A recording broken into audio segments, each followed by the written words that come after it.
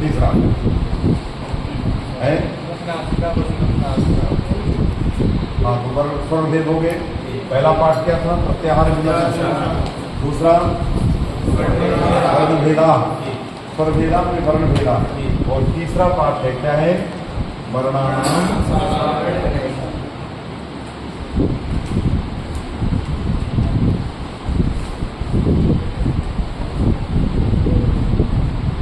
वर्णानाम सावर्ण विचार।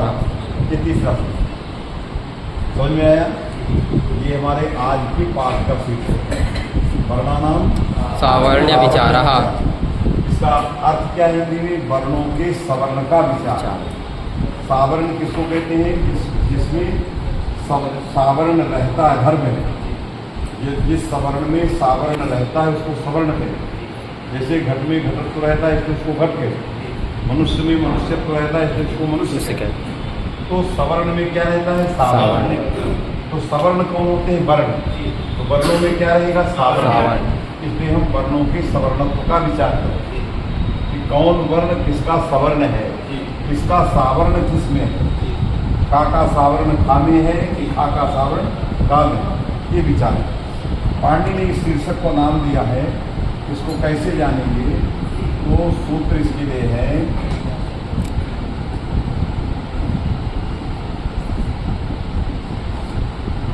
ये सूत्र यही बताएगा। क्या बताएगा? इसको बताएगा,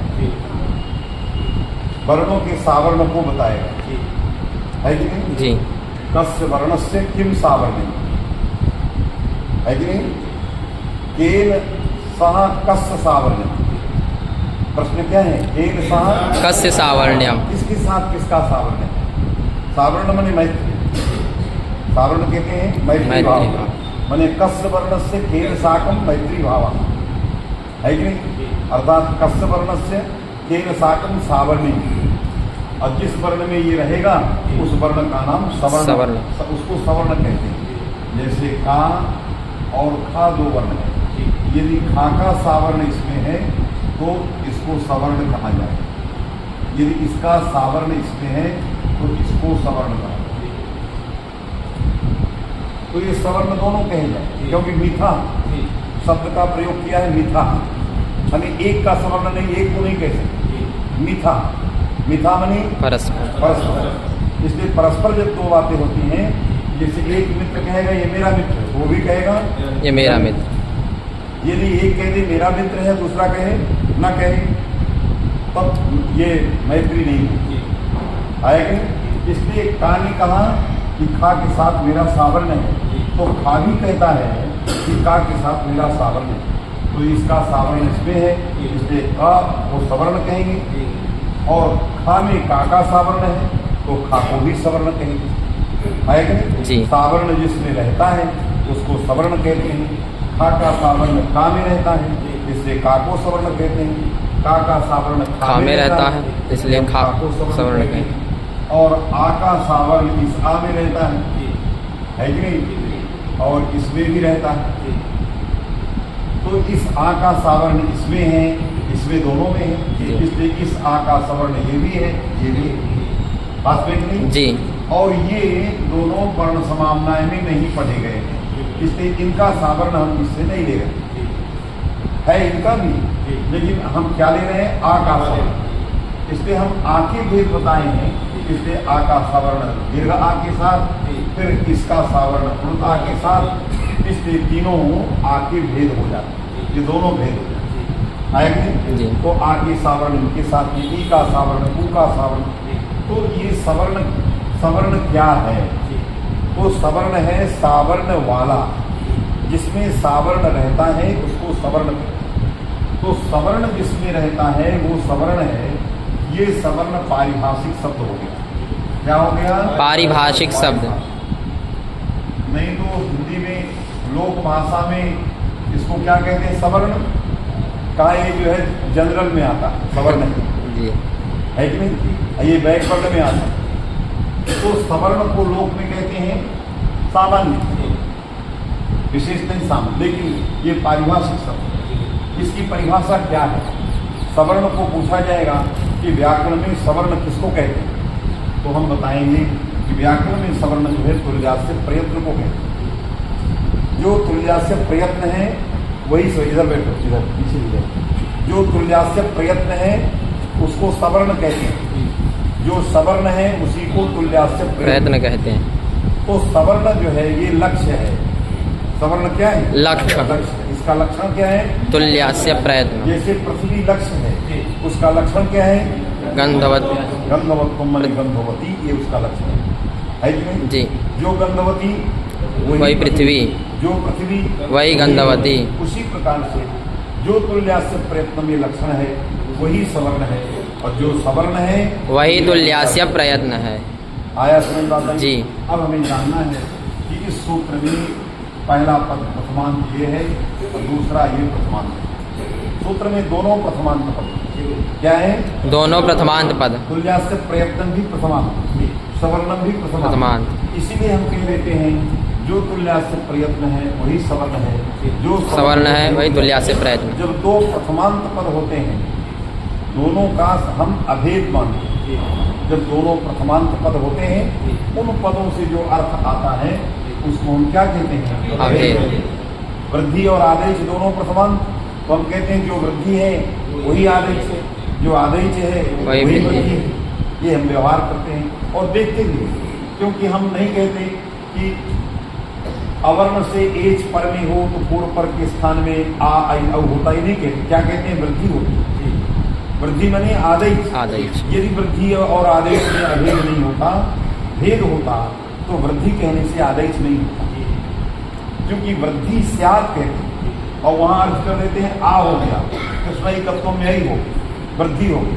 वृद्धि तो एक दूसरा शब्द है और आदेश उसका अर्थ है, लेकिन शब्द और अर्थ दोनों अभिन्न वस्तुएं हैं। इसलिए हम कह देते हैं कि जो तुल्यास्य प्रयत्न है, जो वृद्धि है वही आदेश है, जो आदेश है वही जो है वृद्धि है। तुल्यास्य प्रयत्न ये संगी है, क्या है? संगी। और सवर्ण संज्ञा। इसलिए सूत्र का नाम संज्ञा सूत्र। ये सूत्र संज्ञा सूत्र है, क्योंकि ये सवर्ण संज्ञा करता है। समझ में आया कि नहीं? जी। संगी कौन है? तुल्यास्य प्रयत्नम। संगी को का दूसरा नाम होता है बोध्य। संगी किसको कहते हैं? बोध्य को। और बोध्य कहते हैं वाच्य। वास्तविक नहीं, संगी माने बोध्य, बोध्य माने मतलब वाच्य, वाच्य माने अर्थ। ये उसके सब पर्याय है। कोई संगी कहता है, जैसे कोई स्वामी जी कहता है, कोई ब्रह्मचारी जी कहता है, कोई गुरु जी कहता है, कोई पंडित जी कहते हैं, ये सब उसी के नाम है। तो कोई संगी को क्या कहता है? बोध्य। कोई वाच्य कह देता है, कोई और सरलता में जाता है तो अर्थ कह देता है। और संज्ञा किसको कहते हैं? वो संज्ञा बोधक को कहते हैं। संज्ञा किसको कहते हैं? बोधक को। और बोधक माने वाचक, वाचक। और वाचक माने सत्य है कि नहीं? जी। संज्ञा वो माने बोधक, बोधक। बोधक माने वाचक। वाचक कौन है? शब्द ही वाचक है। ये सवर्ण वाचक है और ये वाच्य है। वाच्य और वाच्य में समानाधिकरण होता है। सवर्ण क्या है? वाचक। और वाच्य कौन है? तुल्यास्य प्रयत्न। क्योंकि वाच्य माने बोध संगी और सवर्ण माने बोधक, वाचक, शब्द। क्योंकि शब्द ही वाचक है। ये वाचक है और ये वाच्य। वाच्य। और दोनों के बीच में क्या है? वाच्य वाचक। ये दोनों को मिला के है कि नहीं? जी। तो संज्ञा सूत्र क्या करते हैं, ये भी पूछा जाएगा। संज्ञा सूत्र जो है शब्द और अर्थ में वाच्य वाचक भाव को निर्धारित करते हैं। संज्ञा सूत्रों का कोई दूसरा काम नहीं है। वो कहते हैं सवर्ण हमेशा इसी को कहेगा। सवर्ण हमेशा इसी को। ये सवर्ण कभी भी इसका व्यभिचार नहीं करेगा और यह अर्थ, यह वाच्य कभी अपने वाचक का व्यभिचार नहीं करेगा। समझे कि नहीं? तो संज्ञा सूत्र जो है इस बात को बताते हैं, इसका नाम है वाच्यवाचक भाव और वाच्यवाचक भाव का नाम है शक्ति। और शक्ति का नियंत्रण कौन करता है? संज्ञा सूत्र। इसलिए शक्ति के नियंत्रण करने वाले को संज्ञा सूत्र कहते हैं। अब आपसे संज्ञा सूत्र की परिभाषा पूछी जाएगी, इस संज्ञा सूत्र किसको कहते हैं? तो आप कहोगे शक्ति के नियंत्रक को कहते हैं, शक्ति के नियामक को कहते हैं। शक्ति क्या है तो कहोगे वाच्यवाचक, एक बोध्य बोधक, किसी को वाच्यवाचक बोध्य बोधक है कि नहीं। तो जो बोध्य बोधक वाच्यवाचक है इसका नियंत्रण ये कर दिया। यदि ये सूत्र नहीं होता, अभी इसका काट देंगे,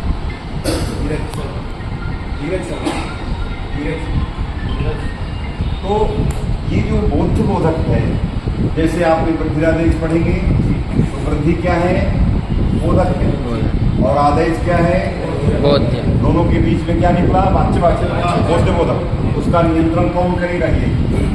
यदि ये सूत्र नहीं होता तो वृद्धि का अर्थ बढ़ना भी हो जाता, वृद्धि का क्या अर्थ हो जाता बढ़ना। बढ़ना। लेकिन इस सूत्र ने बढ़ने को रोक कहा, इसका अर्थ बढ़ना नहीं, इसका अर्थ तो आदेश है।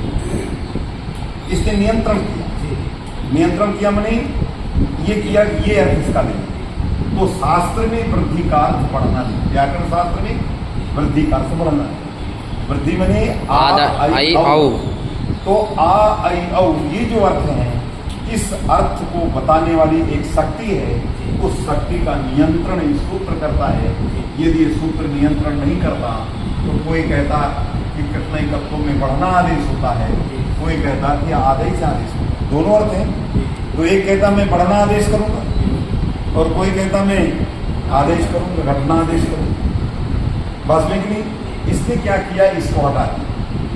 अब एक ही अर्थ बचा, क्या आ आई औ वही हो।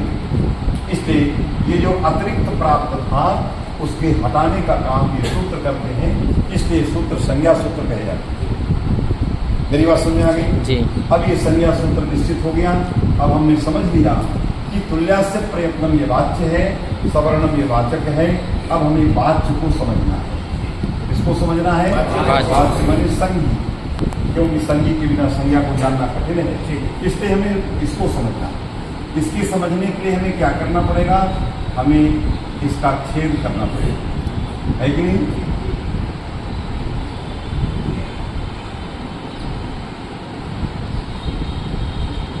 तीन शब्द इसके अंदर हैं, एक है कुल, दूसरा आश्र और तीसरा प्रयत्न। तीन शब्द, तीनों को मिलाना।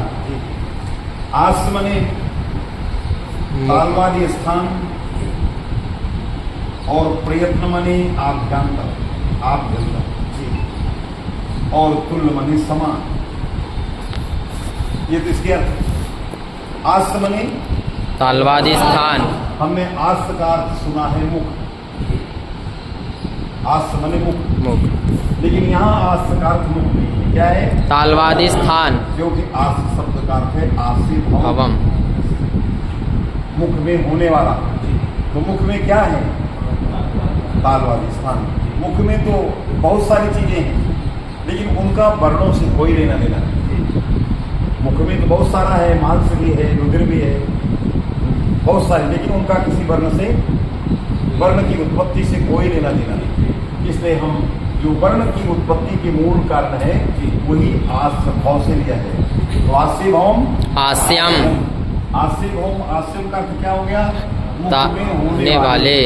मुख में होने वाले कौन है, जो वर्णों के जनक हों, वो है तालवादी स्थान। जी, है कि नहीं जी। तो इसलिए हमने आश्र माने तालवादी स्थान। फिर हमने प्रयत्न का अर्थ किया है आभ्यंतर, क्योंकि इसमें प्रा है और यत्न है। यत्न का अर्थ होता है आभ्यंतर और बाह्य, दोनों अर्थ होता है। यत्न का अर्थ क्या है, आभ्यंतर और बाह्य। और जब प्रा लग जाएगा तो ये हट जाएगा, क्योंकि लगाया इसलिए है। तो यत्न माने आभ्यंतर बाह्य। क्यों, यत्नो दुधा, यत्न दो है जी, लेकिन प्रयत्न एक। यत्न कितने हैं, दो, एक आभ्यंतर और एक बाह्य। और प्रयत्न जो है कौन है, आभ्यंतर। और इसके 5 प्रयत्न एक और उसके 5 थे। समझ में बात आ गई जी। तो प्रयत्न में प्रा लगने के कारण इसने अपने अर्थ को संकुचित कर दिया। इसका अर्थ पूरा था, लेकिन प्रा ने इसको हटाया तो ये संकुचित अर्थ हो गया। जब संकुचित अर्थ हो गया तो प्रयत्न का अर्थ हो गया आभ्यंतर। क्यों? प्रकृष्टो यत्न, प्रकृष्टो यत्नः। जैसे लग गया पुरुष और हमने कहा शोभना पुरुष, तो थोड़ा और अच्छा हो गया। हमने कहा पुरुष, फिर हमने कहा कुत्सिता पुरुष, खराब आदमी हो गया कुपुरुषा। तो कु लग जाए, सु लग जाए, कुछ लग जाए तो उसका अर्थ बदल जाए। इसमें प्र लग गया तो अर्थ विशेष हो गया, एक अर्थ छूट गया, एक अर्थ ले लिया गया प्रा के बल से, तो बन गया आभ्यंतर। तो दो अर्थ हो गए, आस्त मने तालवाधिष्ठान और प्रयत्न मने आभ्यंतर। दोनों का समास करेंगे, आस्यंच और प्रयत्नश्च। यहाँ समास करेंगे आस्य प्रयत्नौ। ये समास हो गया। समास जी। इस समास का नाम इतरेतर। इतरेतर द्वंद्व समास, ये समास हो गया। तो आस्यंच, आस्य नपुंसक लिंग है, इसमें आस्यंच। और प्रयत्न हमेशा पुल्लिंग रहता है, इसको बदला नहीं जा सकता। जो नित्य पुल्लिंग शब्द होते हैं या नित्य स्त्रीलिंग होते हैं उनको बदल नहीं सकते। हम ये आपसे कहें कि गंगा शब्द के पुल्लिंग का रूप सुनाओ, यदि मैं आपसे कहूं कि गंगा शब्द के पुल्लिंग के रूप सुनाओ, आप क्या सुनाओ तो उसका तो पुल्लिंग होता ही नहीं, वास्तविक नहीं जी। तो प्रयत्न शब्द का नपुंसकलिंग बनाओ, होता ही नहीं। तो जो होता है वही रहेगा, अपरिवर्तनीय लिंग रहेगा। आया जी। इसलिए यदि ये परिवर्तन करने लायक होता तो हम आस्यंच प्रयत्नंच करें, लेकिन ये परिवर्तन नहीं, ये नित्य नित्य लिंगक शब्द है, इसलिए बन गया आस्यंच प्रयत्नश्च आस्य प्रयत्नौ। अब इसके बाद ये बचा है, बहुत सारे लोग दुनिया में, बहुत सारे विद्वान, बहुत सारे लोग ये लिखते हैं तुल्यंच, तुल्यश्च, तुल्य लिखते हैं। तुल्यम च कहने का मतलब आस्यंच। इस तुल्यम में जब तुल्यम को आस्य में ले जाएंगे तो तुल्यम, और जब तुल्य को प्रयत्न में ले जाएंगे तो तुल्यश्च। अब दोनों का समास करके कहते हैं तुल्य। तुल्यौ। ये अच्छा नहीं। जिन लोगों ने ऐसी चर्चा की, जिन लोगों ने ऐसा लिखा, जिन लोगों ने ऐसी बात कही, ये सब केवल पूर्व पक्ष में कही। ये केवल उनके प्रश्न हो सकते हैं, लेकिन ये उत्तर नहीं हो सकता। द्वंद्व अथवा एक शेष, यहाँ आपने जब एक शेष किया, दोनों समान रूप हैं। जैसे राम राम का एक शेष राम हो, वैसे तुल्य तुल्य का एक शेष करके तुल्य हो। एक शेष वहां होता है जहां प्रवृत्ति निमित्त भिन्न भिन्न हो, ये भिन्न भिन्न होना चाहिए, ऐसे नहीं होता। इससे जिन लोगों ने लिख दिया है वो केवल पूर्व पक्ष। प्रश्न हो सकता है ऐसा क्यों नहीं हुआ, लेकिन ऐसा होता नहीं। क्यों?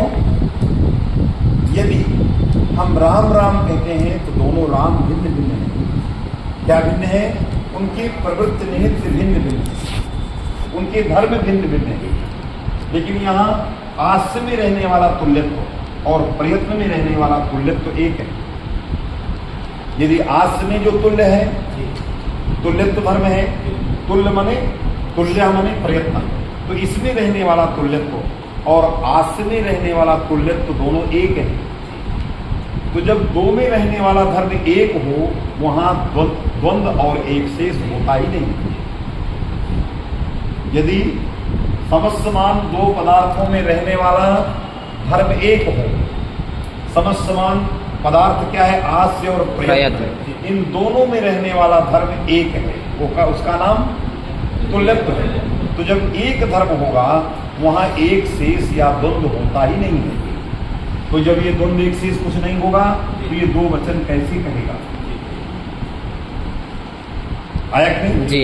तो कहा इसलिए कहेगा कि जब दो में या तीन में रहने वाला एक ही धर्म होता है, तुल्यत्व दोनों का एक ही धर्म है, ऐसा शब्द अकेले सकृत उच्चरित होकर के अनेकार्थ का बोध करा। एक ही बार ये तीन का भी बोध करा सकता है, दो का भी बोध करा सकता है, एक का, माने एक ही बार में एक कई अर्थ बोध करा, बिना द्वंद्व, बिना एक शेष। तो समसमान पदार्थों में, जिन पदार्थों में जो पदार्थ समास के योग्य हैं या समास में सुबंध से आए हुए हैं, ऐसे समस्त समान पदार्थों में यदि प्रवृत्ति निमित्त एक है, धर्म एक है, वहां पर एक ही शब्द अनेक अर्थों को बताता है। तो यहाँ आश्रय में रहने वाला तुल्यत्व, प्रयत्न में रहने वाला तुल्यत्व एक है, इसलिए एक ही शब्द दो को बतला दे। उसके लिए हमें दो आवृत्ति नहीं करना है। तो एक ही तुल्य शब्द जब दो को बतला दिया तो बन गया तुल्य।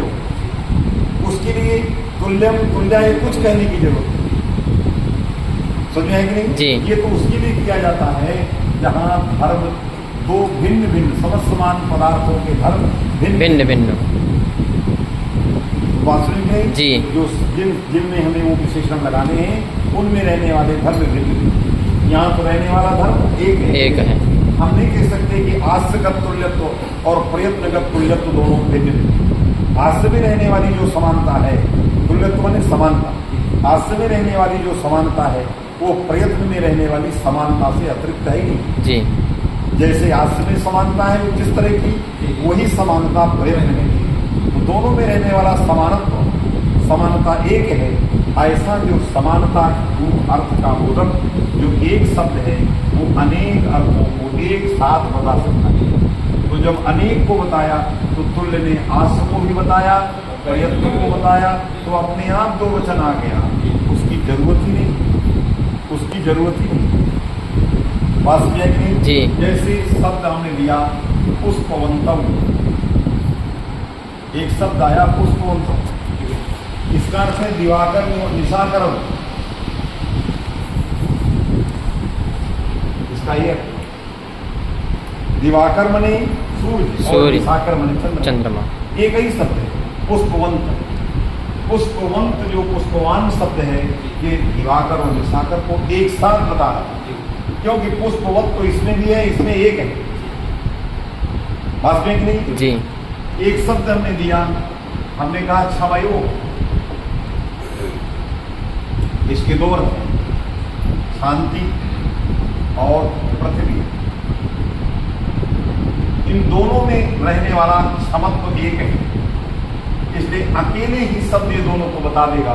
यहाँ क्षमा क्षमा कुछ कहने की जरूरत नहीं। समझ बात आई? ऐसे बहुत उदाहरण है। इससे जिन लोगों ने इस तरह की व्याख्या कर डाली वो वस्तुतः सिद्धांत कौमुदी, लघु सिद्धांत कौमुदी समस्त ग्रंथों का विरोध कर रहा है। बहुत सारे छोटे छोटे लोगों ने ऐसे लिखवा, बात मेरी समझ में आ गई जी। इसलिए हम अब बोलेंगे आस्यं च प्रयत्नश्च आस्य प्रयत्नौ तुल्यौ आस्य प्रयत्नौ यस्य मने यद्वयस्य। बात में नहीं, हम ये बोलेंगे आस्यं च प्रयत्नश्च इति आस्य प्रयत्नौ और तुल्यौ। अब कोई पूछेगा तुल्यौ क्यों, तो कहा जैसे पुष्पवंतौ दो का समयो हो, ये दो का बोध, उसी तरह ये भी बोध करा। क्यों ऐसा, तब आपको बताना पड़ेगा कि समस्त समान दो पदार्थों में रहने वाला धर्म यदि एक है जी, ऐसे धर्म वाला शब्द अकेले अनेक अर्थों को बता कराने में क्षम है, समर्थ जी है कि नहीं जी। इससे समान प्रवृत्ति निमित्त वाला शब्द सकल उच्चरित होकर के अनेक अर्थों का बोध करे, वहां एक शेष द्वंद्व होता नहीं। ये तंत्र है। क्या है? तंत्र है। तंत्र का मतलब होता है एक बार बोलो 10 अर्थ लेना, है कि नहीं जी। तो ये एक बार, ये तंत्र सब जगह नहीं होता है, इसका नाम अर्थ तंत्र है। ये अर्थ तंत्र है, जहाँ शब्द तंत्र होता है वहीं पर द्वंद्व समास एक शेष होता है। और ये कौन तंत्र है? अर्थ तंत्र। ये आस्य अर्थ में रहने वाला है, प्रयत्न अर्थ में रहने वाला, समान अर्थ वाला है। ऐसे समान अर्थ वाले ये अर्थतंत्र, ये अर्थतंत्र, ये अर्थतंत्र, इनमें द्वंद्व एक शेष होता ही नहीं। इसलिए हम स्वतः करेंगे तुल्यौ, तो आस्यं च प्रयत्नश्च आस्य प्रयत्नौ तुल्यौ आस्य प्रयत्नौ यस्य। कोई कह देते हैं ययो, जो ययो वाले हैं वो कहते हैं कि अकेले सवर्ण संज्ञा तो होगी नहीं, दो चाहिए। ययो माने वर्णयो, ये कहते, और ये कहते हैं ये तो अकेले यस माने वर्णस्य, तो एक वर्ण क्या सवर्ण संज्ञा होगी? मैत्री के लिए तो दो चाहिए जी, सावर्ण के लिए दो चाहिए, इसलिए आपको ययो लिखना चाहिए। लेकिन वृत्ति में क्या लिखा? यस। सालवादी स्थानम आभ्यंतर प्रयत्नश्च यस। तो वृत्ति वृत्ति ने यश लिख दिया, आप ययो लिख रहे हैं, इसका मतलब ये मूर्ख था। वास्तविक में जी अरे जो वृत्ति लिखा है वो आपसे कमजोर था है। फिर तो यश का अर्थ है यद्वयस्य, क्या यद्वयस्य स्वतः उसका अर्थ है यद्वय। यद्वय माने वर्णद्वय, यस्य माने वर्णद्वय। द्वयस्य। तो ययो तक जाने की क्या जरूरत थी, जो लिखा है उसी को लगाओ।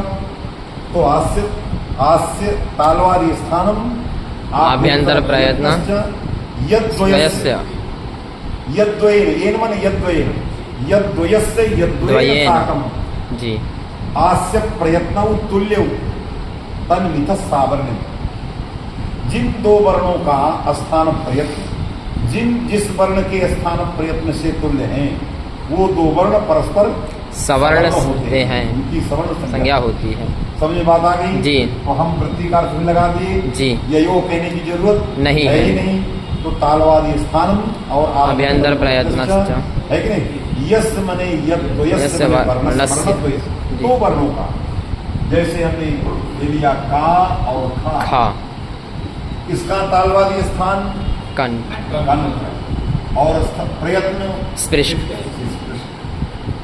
और इसका कंठ कंठ प्रयत्न स्पृष्ट। इन दो वर्णों का यद्वयस्य, इन दो वर्णों का ये और ये तुल्य है। इसका भी वही है, इसका भी वही। इनकी तुल्यता से लेना देना नहीं। ये कभी भी इसके समान नहीं हो सकते। आकाश पाताल का दोनों में अंतर है। क्यों? इसमें कत्व है, इसमें खत्व है। कभी एक नहीं हो सकती। कभी घड़ा घट और पट एक नहीं हो सकते, क्योंकि घट में घटत तो पट में पटत्व है। तो कभी का था दोनों एक नहीं हो सकते। किंतु इनकी जन्मदाता एक, ये जन्म देता है, ये भी जन्म दिया, ये दोनों एक। जी तो इनकी जन्मदाता से मतलब है, इनसे मतलब नहीं। बात में नहीं जी तो इसलिए ये का और खा के स्थान प्रयत्न दोनों समान है। का स्थान प्रयत्न खा के स्थान प्रयत्न के साथ समान, इसलिए खा का सवर्ण है। खा का स्थान प्रयत्न का के स्थान प्रयत्न के साथ समान, इसलिए खा का इसके साथ समान। जी इसलिए का कहने से जब का सवर्ण खा गा सबके साथ है, तो का कहने से 5 वर्णों का बोध हो गया। का खा गा घांगा। यदि ये सूत्र नहीं होता तो का कहने से कभी भी, कवर्ग कहने से, का कहने से कभी भी का खा गा घांगा का बोध नहीं होता। क्यों? सब भिन्न भिन्न है। खा में खत तो गा में गत। कभी भी मनुष्य कहने से भिन्न धर्म वाले पशु का बोध नहीं होता। जी हमने कहा मनुष्या, तो आप नहीं कहते पशुआ, क्योंकि पशुओं में पशुत्व है, कभी हो ही नहीं सकता। तो का कहने से खा का बोध कैसे होगा, गा का बोध कैसे होगा? उसमें तो खत तो गत तो बैठे। जी लेकिन इसलिए होगा कि इस सूत्र ने का सावर्ण सबके साथ कर दिया। समझ में आया? जी तो जब का सावर्ण सभी के साथ कर दिया, तो का कहने से क्या हो गया? सबका हो। सबका। चा का सावर्ण सभी के सभी। साथ हो गया, तो चा कहने से सभी का हो गया। समझ में बात आ गई? जी। इसलिए सूत्र का अर्थ बन गया कि तालवादी स्थानम आभ्यंतर प्रयत्नश्च यस्य मने यद्वयस्य, यस्य एन मने यद्वयेन साकम सव तन्मिथः सावर्ण्यम तयोः परस्परम सवर्ण संज्ञम स्यात्। माने तुल्यम तयोः परस्परम सावर्ण्यम। इन दोनों वर्णों का आपस में जो तुल्यता है, यही सवर्ण संज्ञा का प्रयोजक है, उपजीव्य है। तो समझ में आया? अब हमें जानना होगा कि यदि इसका स्थान प्रयत्न माने तालवादी स्थान और प्रयत्न, कभी कभी लोग शंका कर लेते हैं कि तालवादी क्यों कहे हो, कंठादि कहना है। जी कंठ तो पहला स्थान था, आपने दूसरे से शुरू किया तालवादी। समझ में आएगी? जी तो तालवादी का अर्थ ही कंठादि है। समझ में आएगी नहीं?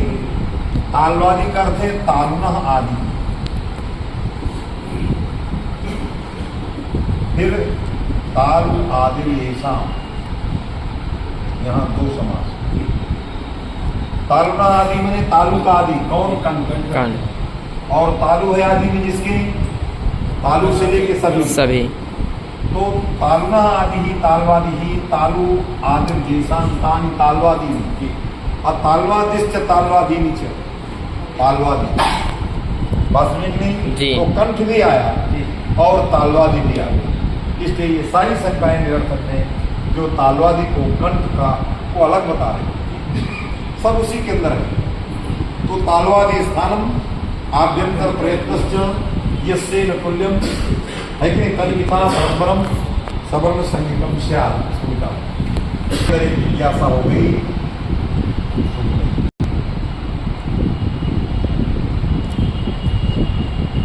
केसाम कहा प्रयत्न, दो जिज्ञासाएं जी। सूत्र के बाद, क्योंकि सूत्र में दोनों शब्द आ गए, तालवादी और आभ्यंतर। तालवादी के बाद हमें जिज्ञासा हुई कस्य किम स्थानम, कस्य माने वर्णस्य, कस्य वर्णस्य किम स्थानम, किस वर्ण का क्या? कौन सा स्थान, और किन किन वर्णों का कौन प्रयत्न है। केसाम वर्णानाम का प्रयत्न और कस्य वर्णस्य किम स्थानम, किन किन वर्णों का स्थान क्या है और किन किन वर्णों का प्रयत्न। क्योंकि पहले सूत्र में आया है आस, तो हम उसी क्रम से व्याख्या करेंगे। आस माने तालवाद, अधिष्ठान तालवाद में दोनों आ गए जी। इसलिए पहला हो गया अकु, विसर्जनीयानाम विसर्जनीयानाम कंठः बात समझे कि नहीं जी। अश्चा कुश्चा हस्त विसर्जनीयश्च तेषाम, एक पद हो गया अकु विसर्जनीयान अकार। अब आ गया कु में ये हट जाता है का, इसका क्या स्थान, अर्थात कु की उकार का महात्मा है कि का था गा गा सभी लिए, क्यों उदित हो गया जी। तो उदित का जो आद्य वर्ण होता है, उदित मने कु, और इसका जो आद्य वर्ण पहला वर्ण होता है, तो कु समुदाय का पहला वर्ण का, वो किसका बोध कराता है, अपने सवर्ण का। इसके सवर्ण कितने हैं, काखा गंगा। कु का कोई सवर्ण नहीं, इसका दुनिया में सवर्ण ही नहीं। इसका स्थान जीवामूली है और कोई सवर्ण नहीं। कुह जो है जीवामूली परक है, इसका कोई सवर्ण नहीं है। जो लोग कहते हैं कि कु माने उदित सवर्ण का बोधक होता है, उदित ये है, ये सवर्ण का बोधक है ही नहीं, क्यों, इसका कोई सवर्ण नहीं। कौन सवर्ण का बोधक होता है, उदित का आद्य वर्ण, उदित माने ये, उसका पहला वर्ण का, उदित माने चू, उसका पहला वर्ण चा, उदित माने टू, उसका पहला वर्ण टा, इनके सवर्ण। इसलिए उदित सवर्ण का बोधक नहीं होता है। कौन होता है, आदि, उदित का आद्य वर्ण, समझे कि नहीं जी। इसलिए कु का कु उदित है, उसका आद्य वर्ण का, उसका का खा गंगा और विसर्ग, इनका कौन स्थान, कंठ। कंठ स्थान। हाँ। सभी विसर्ग का कंठ नहीं है।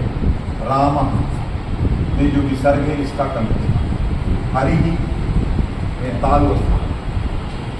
ऐसे नहीं कहेंगे, ये आके संविधान में आकार के समीप में जो विसर्ग रहता है उसी का कंठ स्थान जी।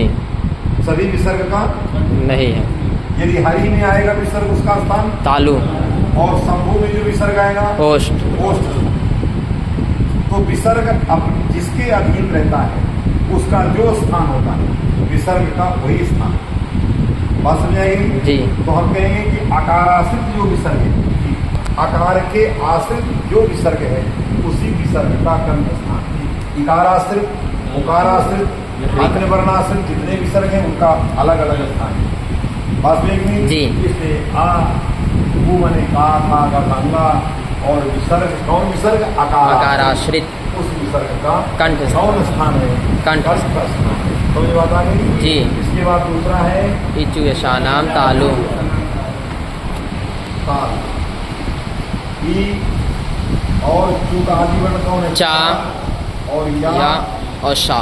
और सा, इनका स्थान क्या है, तालु है। समझ बात आ गई जी। यहाँ भी इष्टा चुष्ट यस्त सस्त ऐसा सब में द्वंद्व सभा। फिर आगे क्या है, इचुषा नाम तालु उपपद,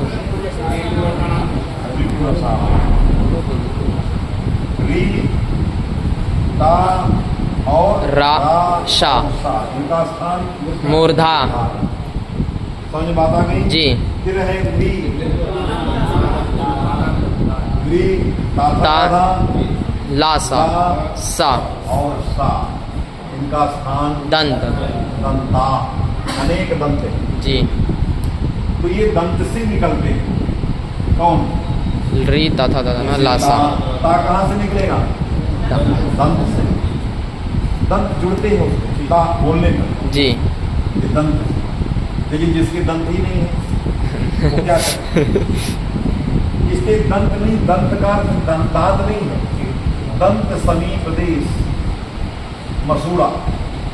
जी। दंत का जो ऊपरी भाग समीपवर्ती देश है जी। वही दंत से लिया जाता है। नहीं तो भग्न दंत क्या करे? जो भग्न दंत है जी। वो तो ताथा दादा का बोल ही नहीं पाए। जी। इसलिए दंत का मतलब होता है तत्समीपवर्ती देश जिसके ऊपर मसूड़ा होते हैं, क्योंकि दांत नहीं है तब भी बोलता है। आया कि नहीं? जी। इसलिए दंता दंत समीपवर्ती देशा। समझ में आया? जी। और फिर और उपधमान, एक नया शब्द आया उपधमानी और पा पा, इनका स्थान ओष्ठ। ओष्ठौ। ओष्ठ नहीं, दो वचन दिया है। जी। यदि एक ओठ काट दिया जाए तो क्या बोल पाओगे? नहीं।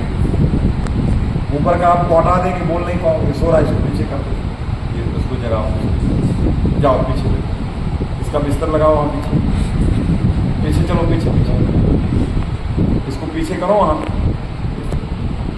जाओ, वहाँ बैठो, वहाँ किनारे सो, वहाँ देखो जगाना पड़ा है। पुस्तक पुस्तक कुछ नहीं है, ऐसा आया है रात को। समझ में आ गया? जी। तो पावने पापा पापा माँ। इनके ओष्ठ दो ओष्ठ होते हैं। जी।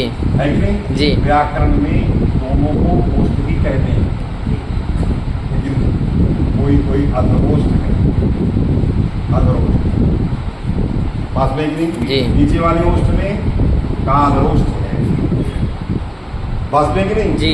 भगवान कृष्ण के लिए अधरोष्ठों की बड़ी चर्चा की है, तो नीचे वाले ओठ का बड़ा महत्व बढ़ गया। ऊपर वाले को भगवान ने ग्रहण ही नहीं, तो ऊपर वाला बेचारा ऐसे कैसे है, बात समझिए कि नहीं? जी। तो इसलिए ये दोनों, व्याकरण कहता है हम पक्षपात नहीं करें, हमें दोनों चाहिए, ऊपर भी चाहिए और नीचे भी चाहिए। तो दोनों ओष्ठ का स्थान हो गया, दोनों ओष्ठ बात में कि नहीं? जी। ओष्ठ स्थान इसके बोलने में ही जुड़ते हैं ओष्ठ, वास्तविक नहीं। इसलिए सब पूरा देख करके ऋषियों ने अनुभव करके सब लिखा है। तो वो पद्मानिया नाम ओष्ठौ। ओष्ठौ। फिर आगे क्या है? न्या म ङ ळ न। और इनका है नासिका च। अब आगे च। चकारा अपने अपने वर्ग का है। इया का नासिका और ताल, माँ का ओष्ठ और नासिका, गा का कंठ और नासिका, अणा का मूर्धा मूर्धा और नासिका, ना का दंत और नासिका। दो स्थान, जी। इसलिए चकार है। वास्तविक नहीं? जी। तो यम गणना नाम नासिका च। ए नहीं तो हो कंठ तालु। ए और आई, ये ए और आई, इनका कंठ ताल। ताल। ना अकेले कंठ ना अकेले ताल, दोनों को मिलाओगे कंठ ताल। तालु। कह दो कि अकेले कंठ नहीं, अकेले ताल नहीं। स्थान ये एक है। जी। ना अकेले कंठ इनका है ना अकेले तालु इनका। दोनों को मिला के। जी। तो स्थानता किसमें है? दोनों में, एक एक में नहीं। तो ए दई तो कंठ था, ओ दो तो कंठोष्ठम। ओ औ का कंठोष्ठ, ओष्ठ। न केवल कंठ न केवल न ओष्ठ। केवल ओष्ठ, कंठ धन ओष्ठ बराबर कंठोष्ठौ। वृद्धि नहीं हुई। क्यों? यहाँ पर रूप हो गया, वो तो स्थयो समास सेवा, वो तो स्थयो समास से पर रूप हो गया तो क्या बना? कंठोष्ठ। नहीं, क्या बनता? कंठौष्ठ। कंठौष्ठ। वो दो तो कंठौष्ठ, जैसे कहते हैं तवौष्ठा आया। जी। बिंबोष्ठा, बिंबोष्ठी, सारे बनते हैं, बात में कि नहीं? तो जो लाघव है उसको बोलेंगे, तो लाघव हमारे कंठोष्ठ में है, इसलिए हमने कहा वो दो तो हो कंठोष्ठम। कंठ और ओष्ठ। फिर आगे वकारस्य दंतोष्ठम। वकार, ये अलग बच गया, इसका दंत ओष्ठ। दंत और ओष्ठ दोनों में एक साथ मिला के है। यहाँ भी वृद्धि नहीं हुई, पररूप हो गया तो बन गया समास। जब समास रहेगा तो पररूप होता है, और जब समास नहीं रहेगा तो वृद्धि। जैसे तव और ओष्ठ में समास नहीं है तो यहाँ तवोष्ठ नहीं बनेगा, क्या बनेगा? तवौष्ठ। तवोष्ठ, वृद्धि नहीं, वृद्धि हो जाएगी, पररूप नहीं। आया कि नहीं जी। बन गया वकार से दंतोष्ठम और जिह्वा। ये जिह्वा मूली है, ये जिह्वा के मूल से निकलता। आप बोलो कु, गु। यहाँ से निकलता, जी। यहाँ से जीवा निकलता। तो जीवा के मूल में जो होते हैं उसको जीवा मूली कहते हैं। जी। तो आप उच्चारण करके देखोगे, यदि जीवा का मूल न लगाओ तो निकलेगा ही, है कि नहीं? जी। इसलिए इसका स्थान क्या है? जिह्वा मूल। जहाँ से जो निकलता उसका वही है कि नहीं? जी। जीवा के मूल से निकलता है, इसलिए क्या कहते हैं? जिह्वा मूल। जीवा मूले भवा, जीवा मूली, बस में कि नहीं? जी। तो उसी तरह जीवा मूल में है, जीवा के मूल से उत्पन्न हो रहा है, इसलिए इसका नाम जिह्वा मूली। समझ बात आ गई? जी। और जीवा मूलीय से जीवा मूलम आगे नासिकानुस्वारस्य। नासिका। अब यहाँ इन्होंने बदल दिया, सही नहीं बदल। जी। यहाँ पर अकुल विसर्जनीय नाम कंठा में स्थान कहाँ था? बाद में। बाद में। स्थानी कहाँ? पहले। पहले। जीवसा नाम में तालु बाद में, लेकिन यहाँ नासिका पहले, अनुस्वार बाद में। जी। नासिका अनुस्वार से लिखना क्या थी? जैसे चल रहा था अनुस्वारस्य नासिका। ये चल रहा, जी। लेकिन क्रम बदल, क्रम बदला। क्यों बदला? यही ये जो निर्देश है, लिखने का जो निर्देश है, ये बताता है अर्धमात्रा लाघवेनो पुत्रोत्सव वह मन्यन्ते वैयाकरणाः। आधी मात्रा लाघव मिल जाए, राजगद्दी की है कि नहीं? जी। यदि हमको आधी मात्रा कम बोलना पड़े, जी। राजगद्दी। और जो व्यास जी को आधी मात्रा 10 मात्रा अधिक बोलना पड़े, आनंदिया। इसलिए व्याकरण आधी मात्रा के लाघव में पुत्रोत्सव मनाता है। तो यदि हम अनुस्वार पहले रखते हैं और फिर नासिका रखते हैं तो दीर्घ नहीं होगा। जी। तब तो ज्यादा बोलना पड़ेगा, अनुस्वार से नासिका।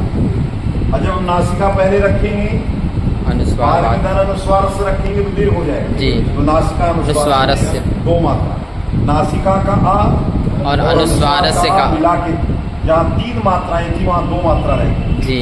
नासिका के का के आगे 2 मात्रा, जी। अनुस्वार की 1 मात्रा, 1 मात्रा। 3 मात्रा की जगह क्या हो गया? 2 मात्रा। 1 मात्रा का लाघव। यही सारा जो आचार्य व्यवहार है, यही बताता है कि लाघव जो है अर्धमात्रा का, यहाँ तो 1 मात्रा है, जी। आधी मात्रा का लाघव भी बहुत श्रेयस्कर है, इसलिए लिखा नासिका अनुस्वार से। आगे इति स्थानानि, इति स्थानानि, ये हो गया वर्णानाम सावर्ण विचार का आधा चैप्टर हुआ, जिसका नाम है इति स्थानानि। यहाँ से स्थान पूर्ण। अर्थात तालवत तुल्यास्यम में जो आस्यम था उसकी व्याख्या पूर्ण हुई। अब इसके बाद होगा प्रयत्न। क्या होगा? प्रयत्न। प्रयत्न होगा। प्रयत्न से क्या लिया गया? आभ्यंतर प्रयत्न। आस्यम दूसरा भाग, प्रयत्न तो दूसरा भाग है। तो इस दूसरे भाग में प्रयत्न शब्द आ गया। क्या आया? प्रयत्न शब्द। प्रयत्न की व्याख्या किया गया आभ्यंतर। आभ्यंतर, ये व्याख्या। ये आभ्यंतर जो प्रयत्न है, ये कितने प्रकार का? 5 प्रकार। पंचधा। कितने प्रकार का? 5 पंचधा। कौन कौन? स्पृष्ट। पहला है स्पृष्ट। दूसरा है ईषद स्पृष्ट। ईषद। तीसरा है ईषद विवृत। ईषद विवृत। और चौथा है विवृत। विवृत। और 5वां समृत। ये 5। समझ बात आया? जी। ये 5 भाग इसके हैं। वर्णों के ये प्रयत्न हैं, वर्णों के आभ्यंतर प्रयत्न। कौन से वर्णों के ये प्रयत्न हैं? तो कादयो मावसाना स्पर्शा, आदयो सानाः स्पर्शाः अर्थात तत्र स्पष्टम प्रयत्नम स्पर्शानाम, स्पर्श जिन वर्णों का नाम है, जिन वर्णों का नाम स्पर्श है, स्पर्श है, उनका प्रयत्न स्पृष्ट स्पृष्ट प्रयत्न। कौन से वर्णों का नाम स्पर्श है? कादयोमावसानाः स्पर्शा, का आदिर जैसाम, कादय माँ अवसानी जैसाम, माँ माँ अंत में हो, अवसान मने विराम अवसानम, जी, जिसका विराम माँ से होता। तो का आदि में हो, माँ अंत में हो, ऐसे जो वर्ण हैं उनका प्रयत्न क्या है? स्पृष्ट है। ऐसे वर्ण कितने हैं? 25 25। का से लेंगे और कहाँ तक जाएंगे? माँ तक। माँ तक कितने हो गए? 25। 5 का क्रम आ गया जी। कवर्ग चवर्ग तवर्ग तवर्ग पवर्ग। 25। ये 25 वर्णों का कौन सा प्रयत्न है? स्पृष्ट। यदि केवल अयुण से हम पूरी व्याकरण को चलाते तो ये सब कुछ नहीं है। यदि हम किससे चलाते? अयुण से। अयुण में का आदि में है ही नहीं, मावसान में है ही नहीं, तो ये सारा का सारा सूत्रों का विवेचन खत्म हो जाए। पाणिनि ने दोनों वर्णमालाओं को लिया है। पाणिनि ने एक अयुण वाली वर्णमाला और दूसरी वर्णमाला दूसरी वर्णमाला काका का घंग। ये भी वर्णमाला अनादि और ये भी वर्णमाला अनादि। पूछा जाएगा काका का गंगा को किसने बनाया? तो कहे पता नहीं, हमारे पिताजी पढ़ाए थे। पिताजी से पूछो किसने बनाया? हमको कहा हम जब प्राइमरी में गए थे तो पढ़ाया गया जी। हिंदी बाल पुस्तिका में लिखा काका गंगा किसने लिखा, कहाँ से पाया वो? समझ बात आई जी। तो कोई जवाब इनका नहीं है। जब किसी का जवाब न हो तो उसको क्या कहना है? अनादि। अनंत काल से, अनादिकाल से, इनका कोई आदि नहीं, अनादिकाल से वर्णों का माला चल रहा है। तो हमें दोनों वर्णमाला चाहिए, हमें प्रयत्नों में ये वर्णमाला चाहिए और स्थान में भी अकु ईचु ये सारी वर्णमाला चाहिए। तो इस सूत्र की तुल्यास्य प्रयत्न सूत्र की व्याख्या में इस वर्णमाला की उपयोगिता ज्यादा है, इस वर्णमाला की काका। इसलिए हम इसको क्या मानते हैं? अनादि। अनादि मानते हैं कि नहीं? जी। और इनका नाम स्पर्श है, ये भी अनादि। ये कोई हमने नहीं रखा है, पाणिनि ने नहीं कोई सूत्र बनाया है। भट्टोई दीक्षित ने लिख दिया है या वरदराज भट्टाचार्य ने लिख दिया है कादेव मावसाना स्पर्शा। तो वरदराज भट्टाचार्य ने पाणिनि से पूछा क्या आपने सूत्र बनाया? जैसे आपने आदेश को जानने के लिए वृद्धिरादेश बनाया जी, गुण को जानने के लिए आदेश गुण बनाया, तो क्या स्पर्श को जानने के लिए कोई सूत्र बनाया? नहीं बनाया। लेकिन फिर भी ये सब अनादिकाल की व्यवस्था। कैसे जान गए कि अनादि है? इसलिए जान गए कि व्याकरण पढ़ के आप इसका प्रयोग करो। ये क्या है? ये थ्योरी है, इसका जी। प्रयोग करोगे, प्रैक्टिकल करो। कहाँ करोगे? आप पुराण में आएंगे, भागवत में इसका हम प्रयोग करने जा रहे हैं। कहाँ जा रहे हैं? भागवत। आसमें कि नहीं? भागवत का दूसरा स्कंध और अध्याय 12 श्लोक संख्या 9 और इस श्लोक में आया सचिंतयन द्वेक्षर में कलाम बसी उपासनो द्विह गदितम वचो विहु स्पर्शे सुयत षोड़श में कविंसम निष्किंचना नाम नृपय धनम विदु। जो व्याकरण नहीं पढ़ेगा कौन भी नहीं पढ़ेगा, भागवत क्या बाँचे? विद्यावताम भागवती परीक्षा, विद्वान की परीक्षा लेना है भागवत में आओ। लेकिन 2-2 महीने में कथा बाँचने लगे, 2 महीने प्रयोगशाला में चले गए। जैसे ब्यूटी पार्लर होता है सजने के लिए, वैसे तमाम ये प्रयोगशालाएं खोल दी गई। लोगों ने जो बड़े कथावाचक हैं उन्होंने अपने घर में क्या थिएटर खोल लिया, प्रयोगशाला खोला और उन पर 2 महीने में कथाकार बना। न वो व्याकरण पढ़ा न वो कोई ग्रंथ पढ़ा। समझ बात आई? ऐसी कथा सारस तपोगता, ऐसी कथा साकारों से कथासार क्या हो गया? चला गया। तो इसलिए व्याकरण में आया सा चिंतयन, सामान्य ब्रह्मा, ये उस समय का वर्णन है जिस समय सृष्टि जलमग्न हो गई, अर्थात युग का समापन हो रहा था। जब किसी भी कालखंड का समापन होता है तो पृथ्वी में नाना प्रकार के उत्पाद होते हैं। अंतिम उत्पाद होता है पूरी सृष्टि को जल से भर दे। उस समय जब बारिश होती तो ऐसे बूंदे नहीं गिरती, नहर में जितना पानी बहता ऐसे एक एक बूंद आती जल प्रपात की तरह, तभी ना पूरी पृथ्वी डूबेगी जी। यदि एक एक बूंद चले अंदर ही चला जाए।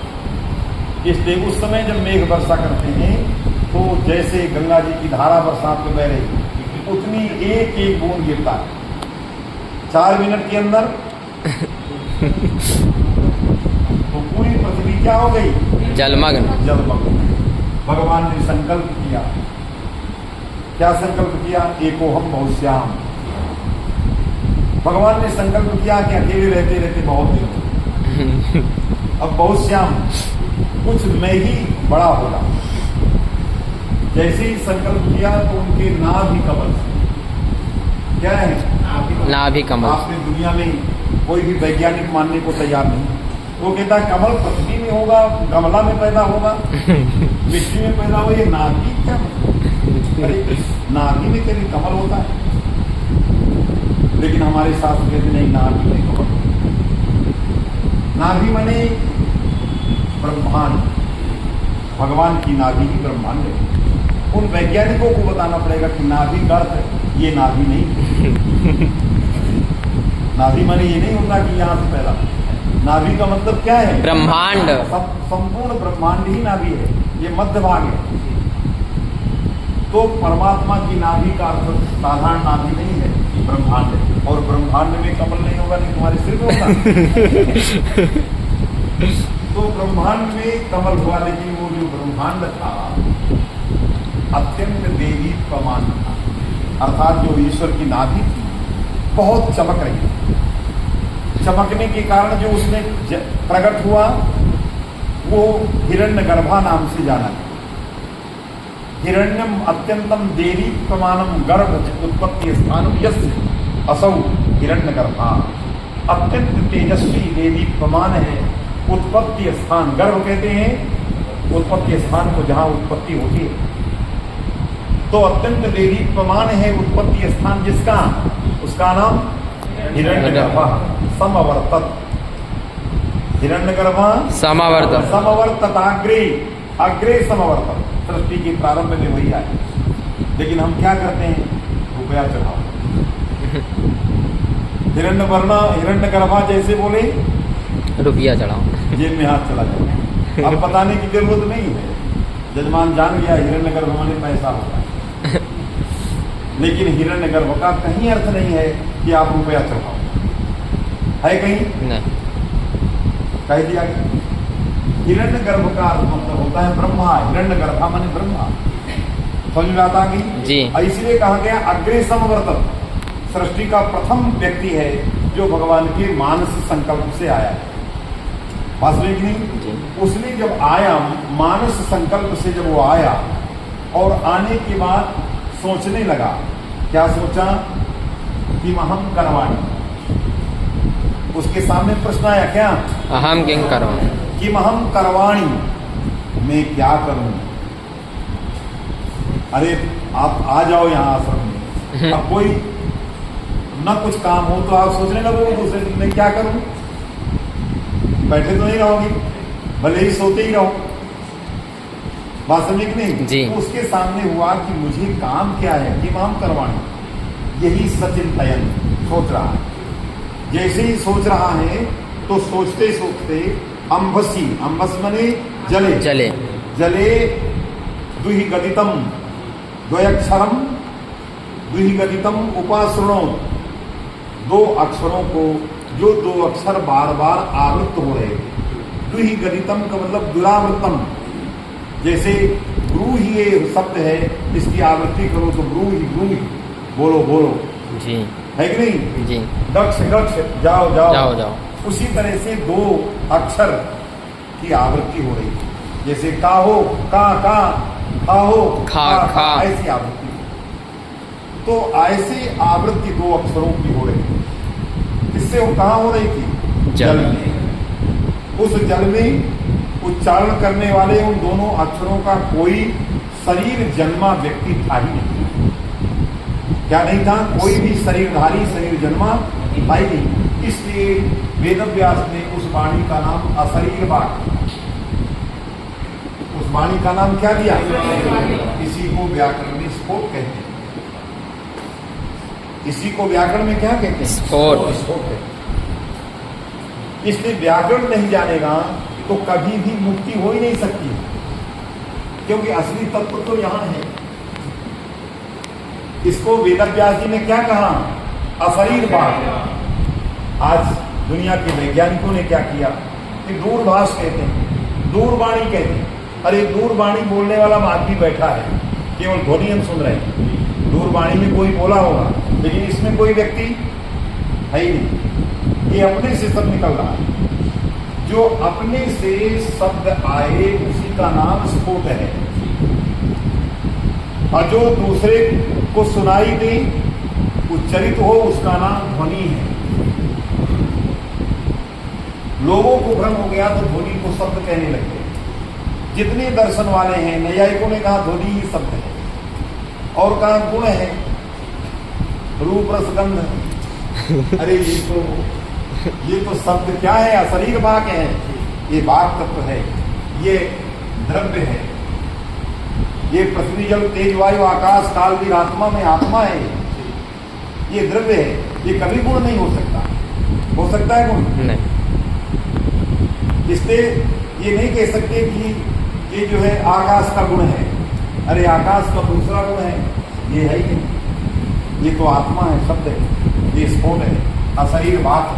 इसको सबसे पहले इस स्फोट को किसने सुना? ब्रह्मा जी। ब्रह्मा जी ने सुना तो ब्रह्मा जी को चौंक गया, क्या हो रहा है? इस जग में ऐसा क्या निकल रहा है? तो सोचने लगा, चिंतन सोचते हुए सुना। उसने कहा कि स्पर्शेषु यत् षोडश, स्पर्श संज्ञक वर्णों में 16वां, जो स्पर्श है इनमें 16 और एक विंशम, ये 2 अक्षर। आप कादयो मांसाना स्पर्शा नहीं जानोगे तो वेदव्यास जी कैसे जान गए? स्पर्शेषु जी। वेदव्यास जी ने भागवत बनाई, जिसकी उत्पत्ति ही दिव्य है दिव्य की नहीं? जी। तो ऐसे वेदव्यास जी कहते हैं स्पर्शेषु, स्पर्श संज्ञक वर्णों में पाणिनि के पहले वेदव्यास हो गए, वरदराज के पहले वेदव्यास हो गए। वेदव्यास इन सबके बहुत पूर्व में प्रकट हुए, अवतार हुए। उन्होंने उस समय स्पर्श की चर्चा किया। ये अनादि है कि नहीं?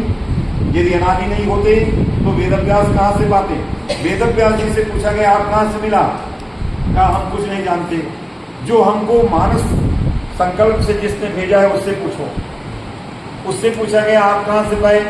कहा मैं तो वही हूँ, मैं क्या बताऊँ, मैं तो वही तत्व हूँ। बात समझ गई? इसलिए स्पर्श संज्ञक वर्णों में 16वां कौन हुआ? ता। एक विंशम पा। दोनों जुड़ गए तो क्या हुआ? तप।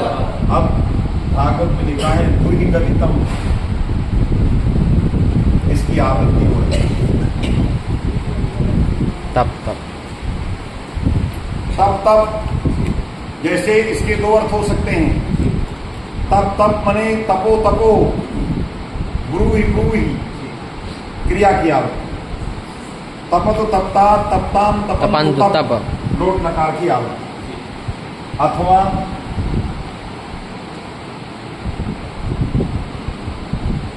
तपः, ये प्रयुज्यमान अप्रयुज्यमान सब चलता है। तपा तप, तपा तपसी तपांसी तपः, तो ये दुरावृत हुआ। सबसे पहले सृष्टि में तपः तप, इसका नाम है वाक्य स्फोट। ये तो वाक्य आ गया, ये कर्म है, ये क्रिया है, और इसमें अप्रयुज्यमान तुम है, तुम तपा तप। तो सृष्टि के पहले सबसे पहले आया कौन? वाक्य स्फोट। इसलिए जो व्याकरण को जानेगा वही सारी चीज जानी। तो सबसे पहले आरंभ में, सृष्टि के आरंभ में क्या मिला? वाक्य वाक्य। मिला। जब बच्चा आता है तो पद का प्रयोग नहीं करता, वो वाक्य का प्रयोग। वास्तविक नहीं जी। क्योंकि दुनिया में वाक्य सबसे पहले आया, वाक्य ध्वनि, वाक्य स्फोट पहले आया। ये वाक्य स्फोट है। ब्रह्मा ने कहा ये तो बहुत सुंदर चीज मिल गई, आदेश मिल गया तपातप, तब समाधि लग गई। और जब तक वो तपातप नहीं होता तो मनुष्यों का निर्माण नहीं कर सकता। पक्षी का निर्माण कर सकता, पशु का भी निर्माण कर सकता, लेकिन मनुष्य का निर्माण नहीं। मनुष्य इतना खतरनाक प्राणी था कि उसके बनाने में विज्ञान की बहुत जरूरत है। वो उलट पुलट दे रहा था, परेशान था, बिना तपस्या के बनाने में परेशान था। कभी दाएं चले, कभी बाएं चले, कभी मिथ्या बोले, कभी सत्य बोले। कहा इसको बनाना तो बड़ा कठिन। बनाने में तैयार हुआ तो पहले दो चीजों को ध्यान दिया, सुविधा और सुंदरता। निर्माण में दो चीजें देखी जाती हैं। आज का युग दो चीजों में से किसका करता है? सुविधा।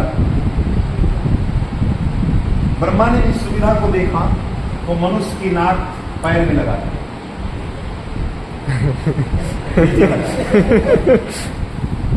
क्यों लगाया? सुविधा है, जुकाम होगी नीचे से निकलता है, आपको छींकना नहीं पड़ेगा, रुमाल रखना।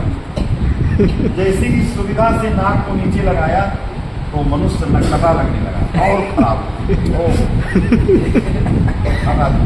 कहा इसके तो नाक ही नहीं।